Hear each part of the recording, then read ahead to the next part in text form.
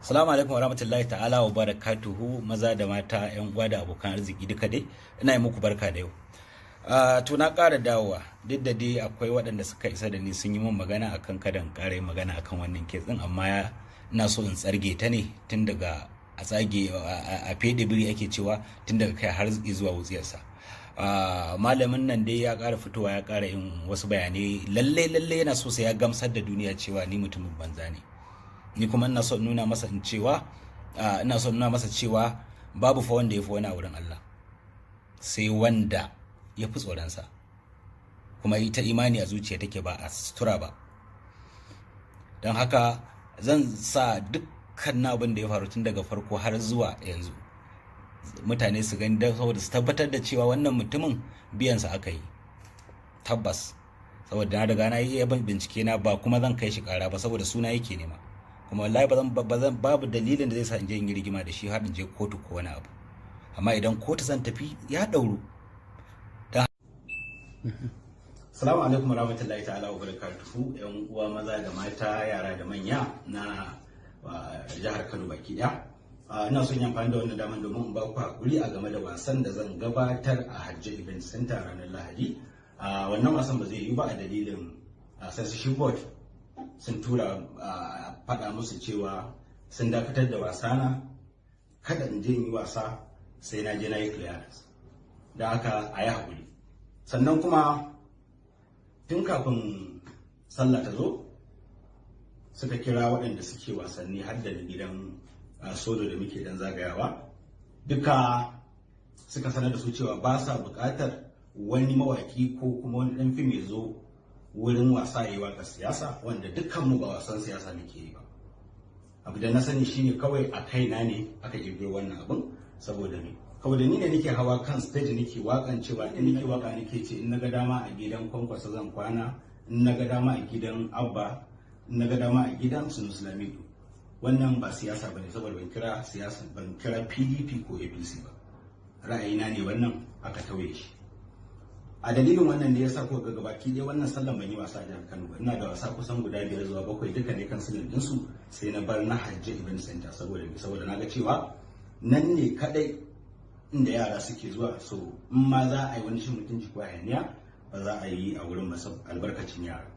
To shi kuma gashi nan yanzu shi kuma sun aiko cewa lalle in je in yi clearance. To abin da na sani shine na tafi Ghana na yi wasa, ba su taba ce in je in clearance ba. Na tafi Niger na yi wasa bila adadin, ba su ce in je in clearance ba. Na tafi Kamaru, na tafi kasashe da yawa, duka na yi wasa. Sannan kafin wasa na da tun daga ranar sallah har zuwa yau, sannan kafin wasa na artist da yawa da yan fim duka sun yi wasanni, kuma babu wanda ya je clearance a censorship board sai a da mazan bukata. Saboda haka ta koma siyasa. Wannan dalilin ne ce to tun da Kannywood ta koma siyasa kamar jam'iyya ce ta PDP APC, to ni ba na son rika yin siyasa. Na fita na ce ba zan, na fita daga cikin wannan masana'antar saboda ya yana nan shi aka nada, sai aka ce dole duk wanda zai yi fim daga yanzu sai an tace an tabbatar da abubuwan da ba su dace da tarbiyya da al'adar mu ba. Haka suka faɗa ko malam Adam ya dango daga jin wannan ko sai ce fit na mafita. Da haka sai gashi ya fito ya bayyana, ni na ga bidiyon, ya bayyana bidiyon a shafinsa yana kiran mutane cewa ya fita daga cikin kungiya ta Kannywood, da haka yanzu yana so ya ci gashin kansa, da haka yanzu zai fitar da sabon fim mai suna Sabon Sarki. Ko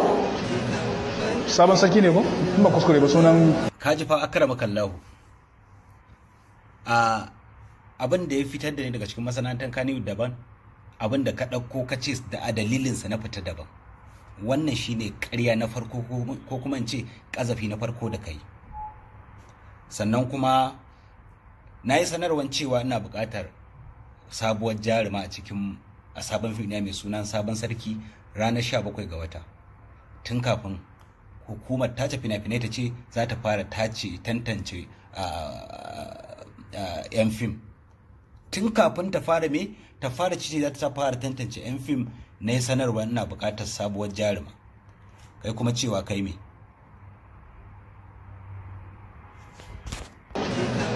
Sabon Sarki ne ko ba kuskure ba sunan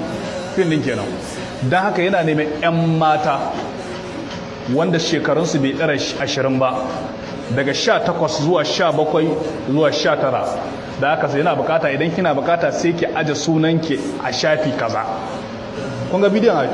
wasu sun ga bidiyon a shafi kaza. da aka idan suka bibiya in saje sai ta zo a yi mata interview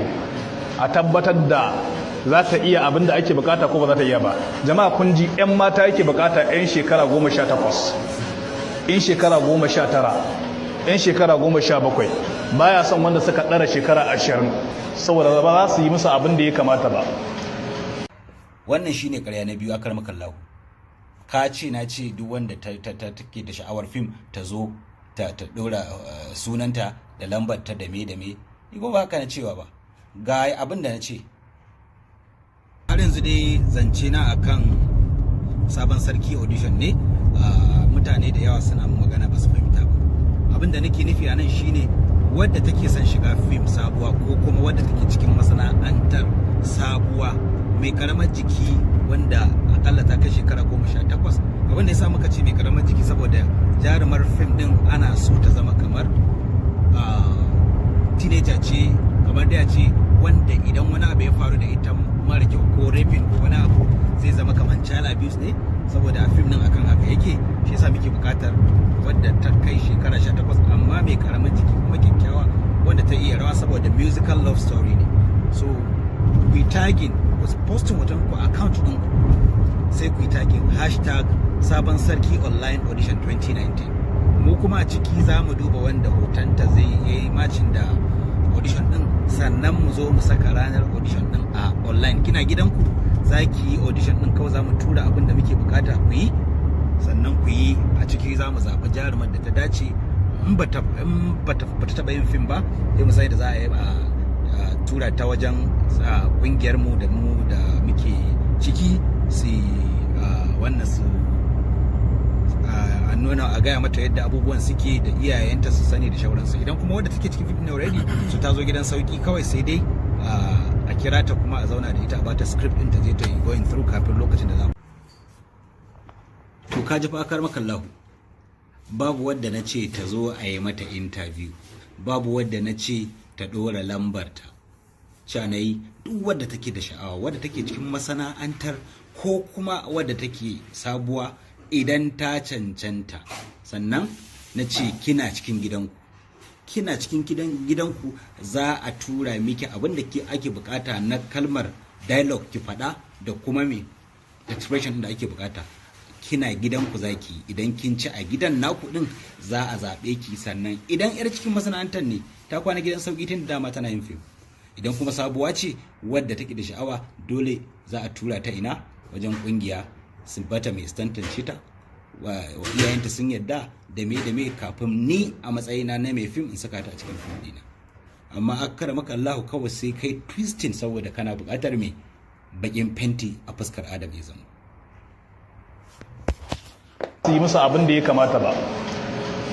kaga ya daura damarar rusa tarbiyyan 'ya'yan musulmai ko, saboda idan yana cikin kungiyar ba za su bashi ya wancan damarar ba. yanzu bari ya fita,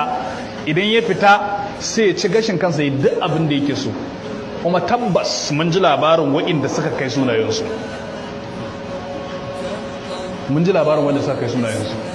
sun kai 'yan shekaru 18 nan da sauransu, suka jajji ana musu interview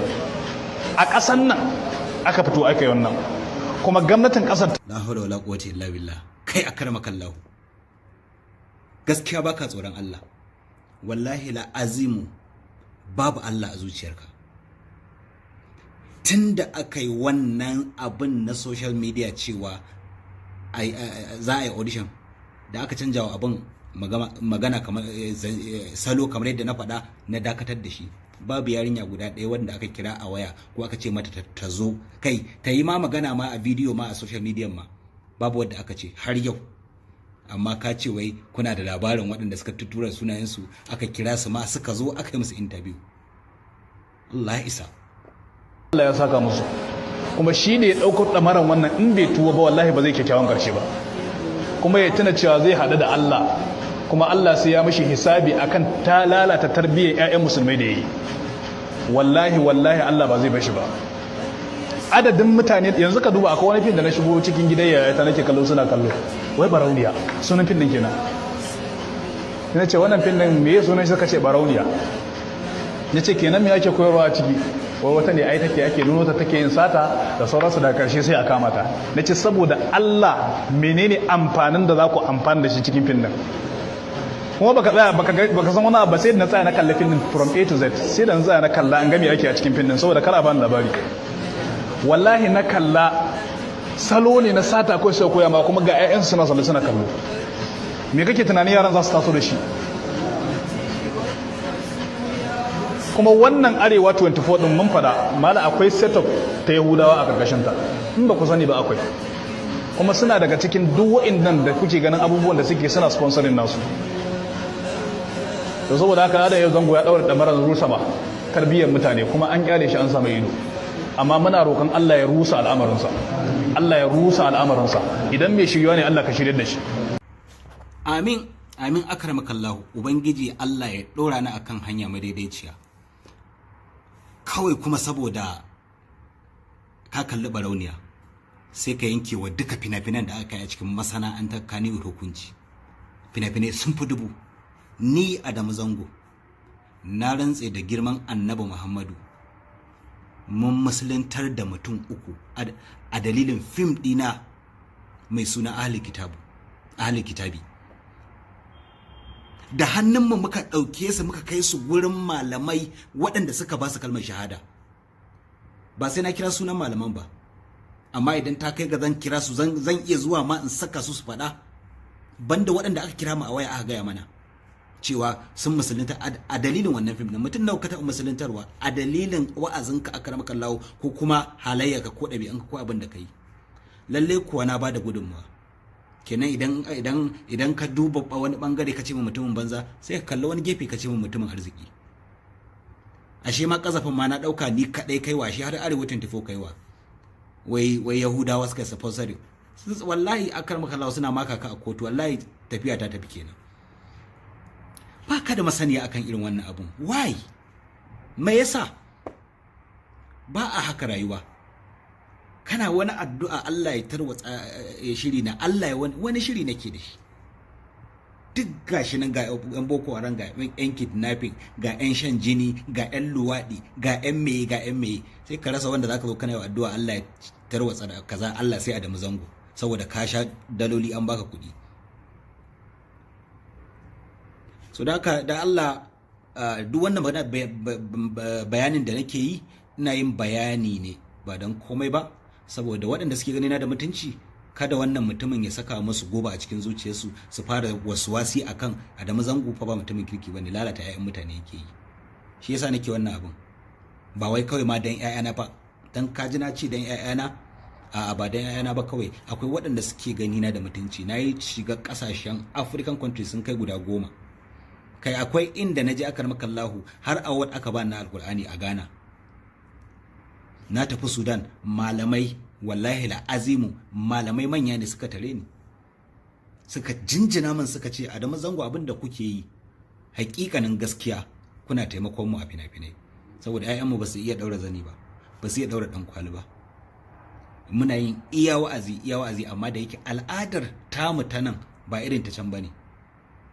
sai zama da ya bambanta amma fina-finan ku ya koya ƴaƴanmu abubuwa na kyawawa kenan idan ka faɗi wani abu a masana'antar Kannywood din duk da na ce na fita daga cikinta ba masana'anta bace da zaka kalle ta akramaka Allahu kawai kayi mata hukunci kawai ka ce wai haram ko haramun ko wani abu no kamar yadda na faɗa akramaka Allahu zaka iya neman aljannanka a cikin sana'ar da kake ciki kuma zaka iya shiga wuta a dalilin sana'ar da kake yi ya danganta da zuciyarka ya danganta kuma da abin da kake yi sannan kuma idan ka ɗauko shi kai akramaka Allahu jira kake yi sai an yi fim sannan ƴaƴanka za su zama mutanen arziki ko ku a'a jira kake sai an yi fim sannan ƴaƴanka za su zama barayi ko kuma za su zama ƴan iska na lalle ko duk wanda yake tanin cewa sai ya kalli fim sannan ƴaƴansa za su yi tarbiya lalle shine jahilin ba ƴan fim din ba wai za su kana jira da mazango fim ko a'a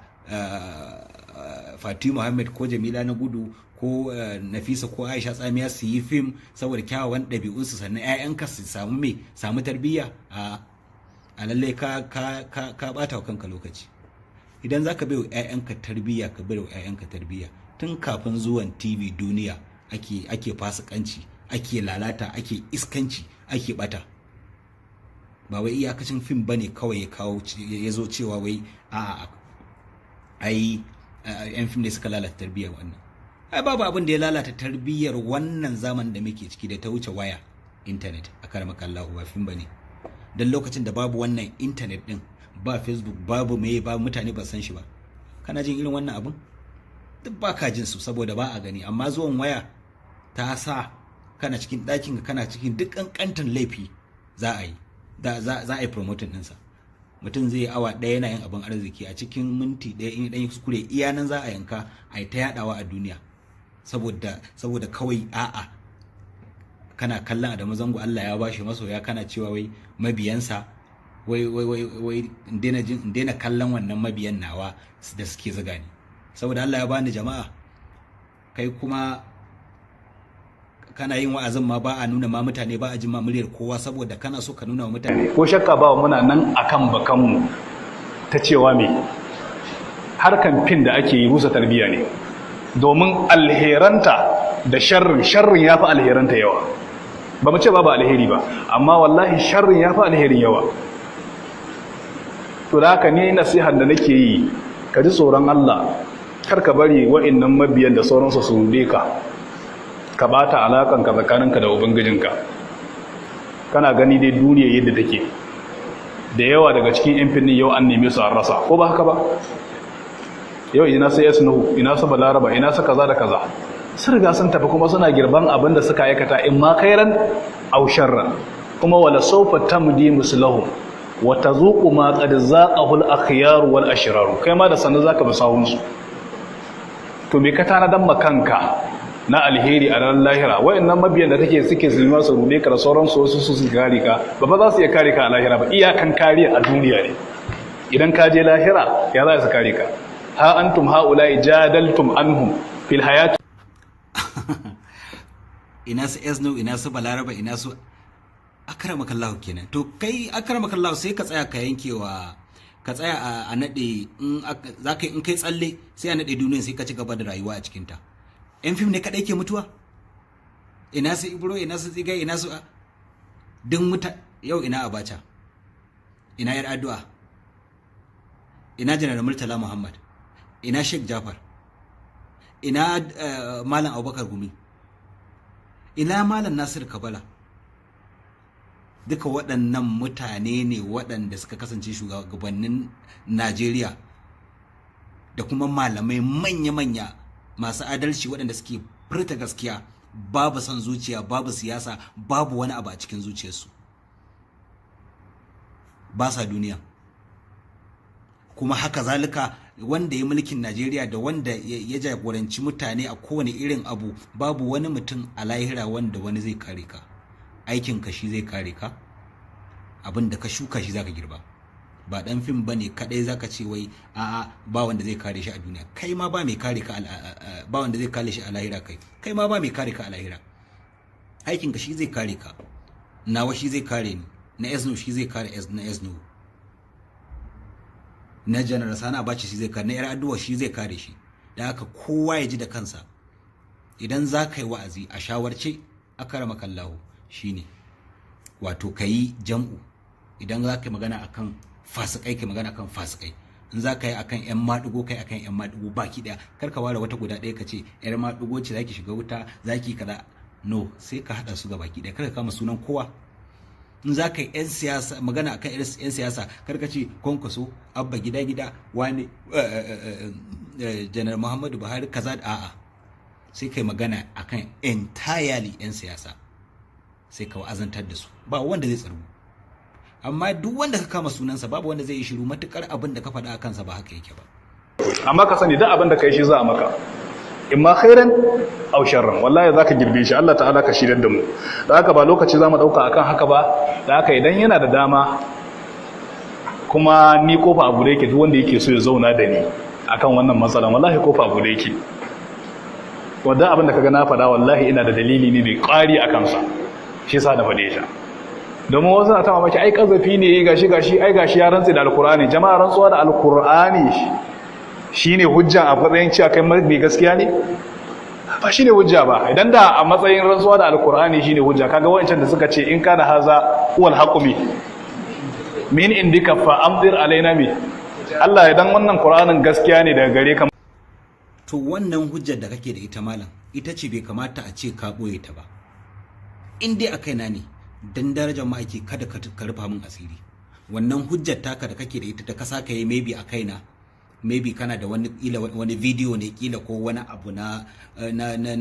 fasikanci a kaina ka boye shi to ka fito ka nuna wa duniya shine kawai zai kwace ka amma idan baka da wannan wani hujja mai karfi da kake faɗa ya zama aikin banza kuma ka ce Qur'ani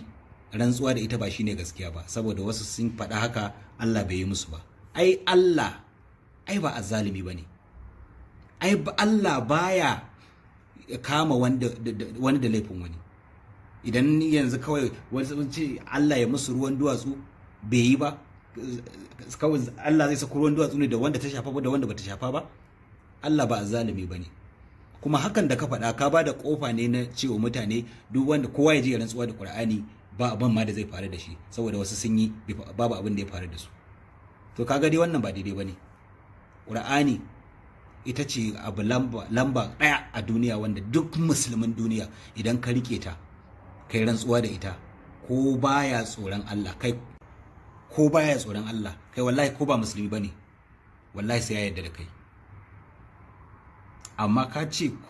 ba komai bane ba rantsuwa da Qur'ani ba shi bane gaskiya to wannan agun ka dai na sani ni a wurin malami na doctor da kuma malam Jafar dukkaninsu babu wanda taɓa ya ce rantsuwa da alƙur'ani ba komai bane in kayi ma babu abin da zai faru da kai zango Allah ya bashi masoya kana cewa wai mabiyansa wai in daina kallon wannan mabiyan nawa da suke zuga ni saboda Allah ya bani jama'a kai kuma kana yin wa'azin ma ba a nuna ma mutane ba a jin ma muryar kowa saboda kana so ka nuna wa mutane wai kai wa'azi kake babu kowa fa a gaban ka akar makallahu ba kowa a gaban ka kake wannan wa'azin amma kana ta pretending inda muka tsaya shine aya kaza wai saboda me kanuna wai mutane ne a gaban ka kake gaya musu jawabi to gashi nan kamar yadda ka faɗa kace idan yan gidan TV ba su saka ba to sun maka rashin adalci dan haka gashi nan duniya ta kalla kowa ya kalla malaman ma waɗanda suka kasance iyayenmu baki ɗaya duk za su kalla na tabbatar da kuma ba za su bari ba za su kira ka su gaya maka cewa ko ina aikata laifi Allah nake yi ba kai ba ramina daban naka daban ƴaƴana ina da ƴaƴa akramakallahu ina ba su tarbiyya daidai gwargwado duniya tana kallon irin yadda nake baiwa ƴaƴana tarbiyya har fim idan abin da nake yi ina ganin cewa ba abu bane mai kyau ba zan saka ɗana ciki ba Haidar yana waka yana yin fim kuma yana da rabin alkur'ani yanzu a kansa duniya ta shaida ni bana boye abubuwa irin wannan da kake gani saboda gudun irin waɗannan abubuwan da ka aikata yanzu ba za a je a binciko alkhairin mutum ba sai dai sharrinsa da ka iyayenmu malamai da iyayenmu 'yan siyasa da iyayenmu sarakuna da ka lissafa suna kallo wannan abin yake faruwa su sun tabbatar da cewa harkar fim ba shi bane matsalar Najeriya ba shi bane matsalar musulmin arewa ba shi bane matsalar wani abu ne can wanda ya kamata a je ana kallo ana wa'azi ba fim ba abin da ake yi a saya idan ma ba mu yi na Hausan nan ba fa za a saya India idan fa ba a saya India ba za a saya America in ba sai America ba za a saya China ga shaguna nan kowane shago ka shiga ka bada kuɗin ka ce a baka blue film za a dauko a baka amma duka a yan film na Hausa kullun su ne yan iska su ne masu bata tarbiyya to ni daga yau ma akramaka Allah ka sani cewa idan dai kana so film dina Adamu Zango wai a'a sai kana so a gidanka sai film din da zai ba ƴaƴanka tarbiyya to ka daina sayan Hausa film ni bazan ma jan uba ni Adamu Zango ina yin wannan sana'ar ne a dalili uku na farko ina yin shi a matsayin sana'ata na biyu kuma ina kokari in ga cewa na saka abin da zai amfana da al'umma na uku kuma ina yin shi ne saboda wani lokaci ka nishadantar da al'umma waɗanda suke cikin tashin hankali ko kuma suke cikin damuwa. Na haka wannan ya rage naka, in ka je ka ci gaba da wa'azin kan ka ci gaba da zagi na, wannan da ni dai nayi na ƙarshe, kuma na bude maka aiki ne saboda mutane su tabbatar da cewa ni ba rashin kunya ne ba, kuma ba shari ne ba. Kai ka shiga gona ta baka kuma da masaniya akan abin da na aikata. Na gode jama'a, a yi hakuri fa da Allah, dan yi hakuri. Har yanzu dai muna nan kuma muna ci gaba da sayar da fim dina mai suna Gudun Mutuwa. In Allah ya yarda 10 ga watan Oktoba za mu saka. Jama'a ya kamata a je a sai wannan fim din, saboda fim din ne wato duk wanda yake da hawan jini ma insha Allah zai sauka. Sannan akwai fadakarwa a ciki, akwai kuma wato abubuwa dai na ban mamaki. Da haka masoya ai kokari a saya. Ina da masoya akalla miliyan 1, amma har yanzu 1000 sun kasa sayan fim dina. To duk da dai na san cewa yasa halin da kasar ne take ciki sai hakuri, kuma wasu suna complain cewa kamar kudin yayi tsada. So ka san abu mai kyau abu mai kyau ba za ka taba ganin shi cewa ya zama mai arha ba. Dan haka maybe nan gaba idan masu sayan suka karu suka yawa za a dan samu ragewa. Da Allah jama'a a je a saya 1000 ne kacal. Gashi na account ɗina ka je za ka iya tura min 1000 ta banki, za kuma ka iya tura min ta katin waya ta lambar da muka saka a cikin account ɗina na Instagram. Za ka iya zuwa kuma ka bi account ɗin Watch Zango Movies Online. Za ka iya shiga, za a yi accepting ɗinka in ka ba da kuɗinka, saboda ranar da idan fim ɗin ya fita kuma za a saka maka link ɗinsa ka kalla a duk inda kake a duniya insha Allah. Na gode, Allah ya ba mu zaman lafiya, Allah ya kare mu baki ɗaya, Allah ya ɗauka addinin musulunci, kuma Ubangiji Allah ya baiwa wato shugabanninmu lafiya, ya ƙara musu imani, ya kuma ƙara musu juriya akan irin abubuwan da suke faruwa na wannan zamanin. Na gode.